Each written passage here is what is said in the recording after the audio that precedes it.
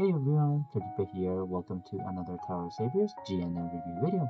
This week we have the last event from the Girls' Day celebration, which is going to be the Ancient Wars that is coming up soon, which will feature the steam-powered fortress Oshido, as well as a new Ultimate Lord, talented monster Darren, which will also be coming up next week. So without further ado, let's take a look at this week's GNN news and see what's in store for us. Like I said before, we have the Ancient Wars coming up soon, as well as a new Ultimate Lord. This Ultimate Lord actually looks a little bit like it should be saved for Halloween. It looks like a kid dressed up in costume with candy in the background and things like that. So I do believe that this would have been better for Halloween, but that's just me with my first impression. And also Ancient Wars. So if you're new to the game and you have not experienced Ancient Wars before, Ancient Wars will be a guild event where you will use your spirit in order to defeat waves of enemies to get points and defend your base as well. There is going to be two phases. The first phase will be preparation phase, where you can get some additional stamina potions, and on the war phase or the battle phase, it will be when you are able to collect the rewards and the points to obtain said rewards. Um, the guild leader can set up a cannon and allow you to do defense and attack battles, get merits, and use those for reward redemption. Rewards will include the new item, the new card, the new character, Steam Powered Fortress Oshido, as well as different other rewards that you can get, including Core of Doom, uh, Girls' Day exclusive events such as clam chowder, wagashi, hishi rice cake, sweet rice crackers, and as well as, of course, the steam-powered fortress Oshido. When the HP of the um, enemy reaches 0, because this is going to be a raid boss and has a very tanky HP, every time you clear the stage, you will get a guaranteed 1 card drop of the new boss card.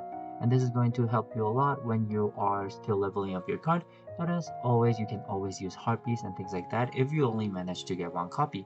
If not, then just go ahead and defeat this stage as many times as you can when the HP reaches 0, and that way you can collect the card without a problem every time you clear the stage. With that being said, this is a guild event, so make sure you participate and help out your guild to make sure that the HP does reach 0 so that you can. Um, Actually, it's not a guild event, it's more of a. Actually, no. Is it a guild event? Or is it a full server game? In any case, as long as the HP reaches 0, which I think it is a full server game, so make sure you help out so that we can get that HP down to 0 as fast as we can so that we can all farm this card without having to face too many problems. Now we go to the meat and potatoes, which is going to be the active skill of this card.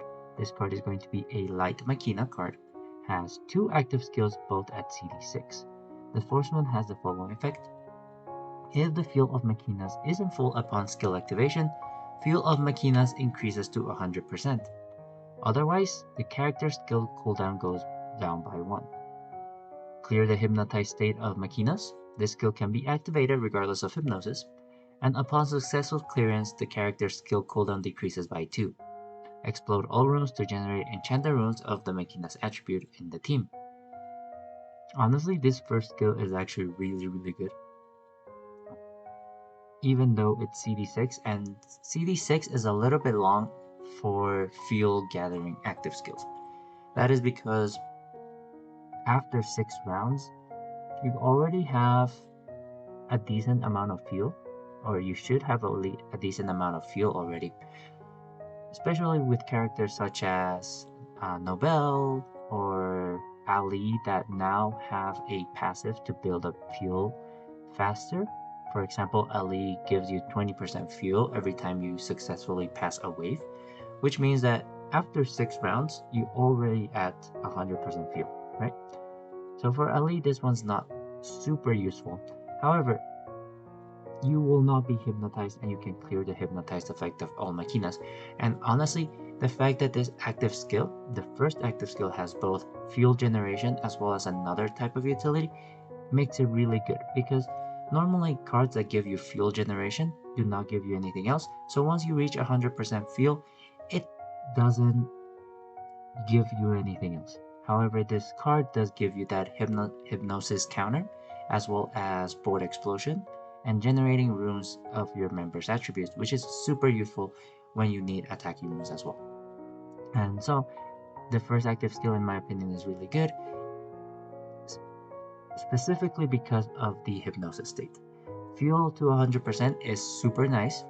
The other card that can directly bring you to 100% is going to be Samoy or Victoria, but she only works for water and light machinas, which means that this card that can bring all your machinas to 100% fuel is going to be super good in terms of fuel generation. And so, in my opinion, the best way to play with this card will be to use a dragon word that reduces your cooldown so that you can activate the skill as fast as you can. But even then, after you reach 100% fuel, it has a really good utility, which is clearing hypnosis, which it is a relatively new enemy skill, which means there aren't that many counters, and I believe this might be one of the few machinas that can do it, if not the only one right now.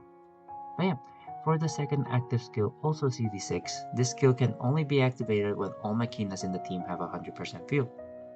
Turn all runestones into enchanted runes. Fuel of machinas will be lowered to 0. For 1 round, team recovery becomes 0. Machina damage will be dealt regardless of equal combo shield and defense. Wow, okay, this active skill gives me mixed feelings. And here's the thing why. Because machinas typically always want to be at 100% fuel. Not only do you get an attack boost, you also get additional attacks.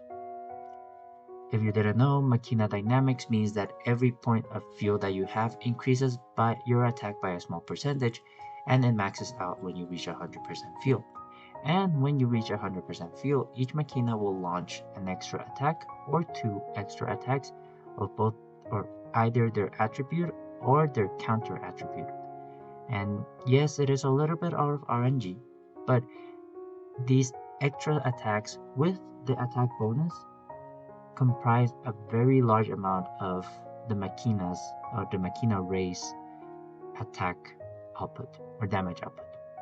So the fact that you're lowering yourself down to 0 means that you have to build fuel again, and also means that your attack is going to go down because you don't have that fuel.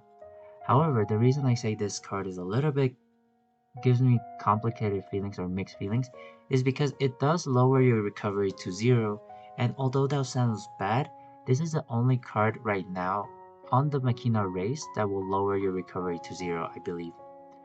And because of that, it does counter different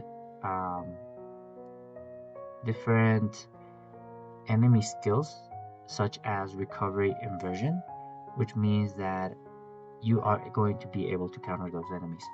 And typically, before you would use Cassandra in a Lilith team in order to counter those enemies, but now that we have a race-specific recovery to 0 Machina card, it means that your team building will be more flexible and you can run mono Machina teams without having to rely on borrowing other race cards.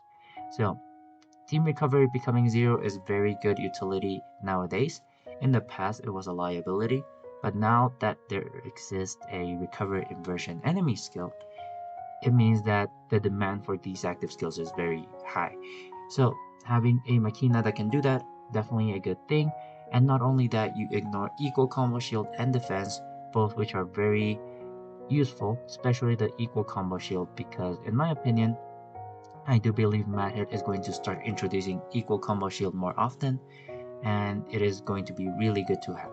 So all in all, these 2 active skills are really good. So please don't miss out on obtaining this card, because this is going to be an amazing Machina support card, and you do not want to have your inventory without this card. So make sure you at least get 1 copy, and even if you don't farm it, you can still harpy it. So in my opinion, definitely worth getting for all the utility that it packs. 2 active skills, and they both give you a lot of utility, which is going to be really good. Also, in my opinion, I think the way to activate this card is going to be reach 100% fuel by normal means, because in 5 rounds you should be able to reach 100% fuel, or in 6 rounds you should be able to reach 100% fuel. So when you do that, you are able to activate the second active skill, reduce yourself to 0, and then activate the first one to bring yourself back to 100%, and you will benefit from both the second active skill as well as the first active skill. But yeah, so that is going to be Ancient Wars, and in my opinion, a really good card. Next, we're going to have the new Ultimate Stage, Innocent Cruel, and the new monster, Talented Monster, Darren, will be welcome to the realm. And let's take a look at his active skill. This is going to be a Fire Human card with a CD6 active skill. And it has the following effect. Again, I still think that this one would have been better suited as a Halloween guild event or a Halloween ultimate stage. It seems a little bit weird that it is being shown in March, but I digress. Back to his active skill. CD6 has the following effect. By tapping a runestone on the magic circle of elements 2 times, explode the runestones of the first type tapped to generate enchanted runestones of the second type. If a fire rune is tapped, the character's skill decreases by 2. For 1 round, fire members and humans attack times 2. Honestly, this is a pretty good active skill. CD6 is pretty standard, and honestly, I think it is a very good cooldown to have because it is on the shorter end of things. The active skill itself does not have that much utility, but it does have flexibility. And here's why. Normally you encounter enemies that will give you a electrify rune or frozen runes or I don't know, runestone block, right?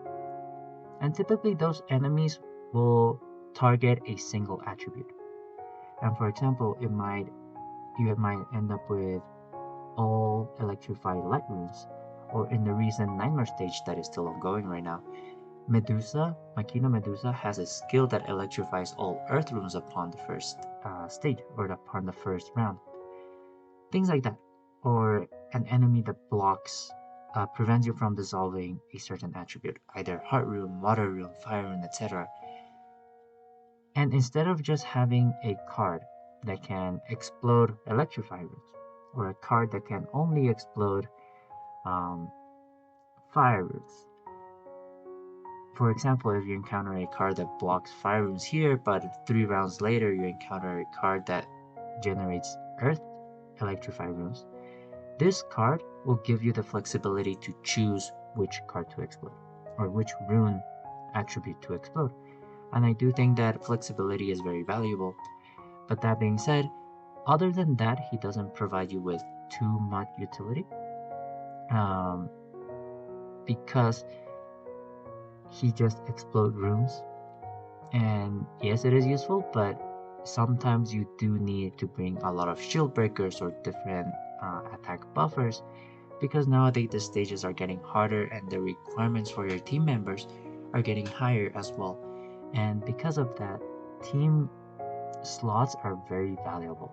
And I think this card is actually very decent because not only do you explode runestones on demand or have the flexibility of which runestone to choose, but if you choose to generate fire runes or to explode fire runes, this skill becomes a CD4 skill, which means that it is a little bit more spammable and pretty good.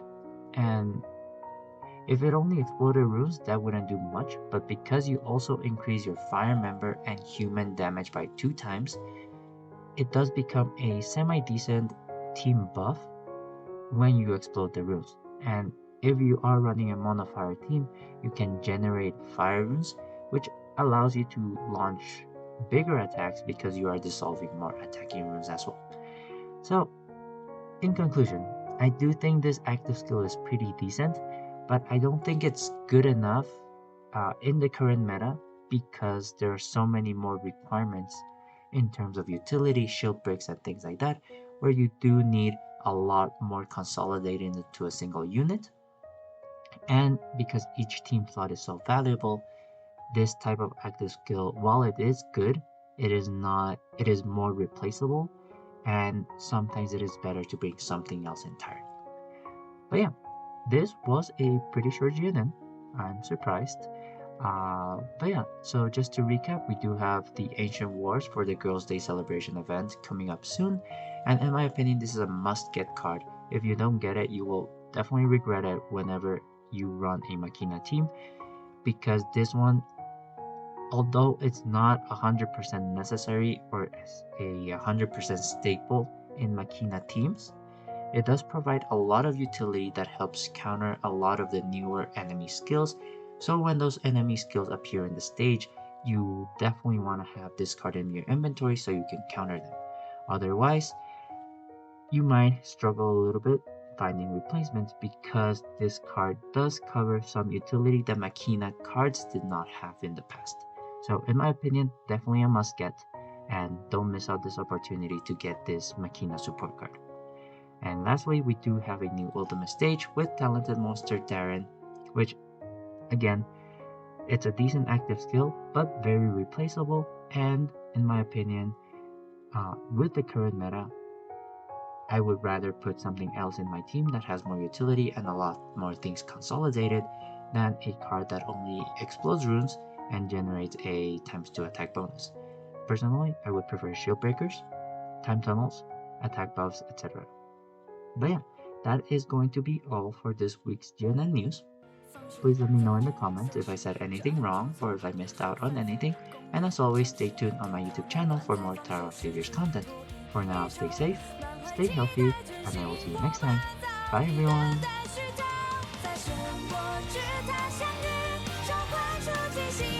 生活充满了趣，歌曲迎来最初旋律。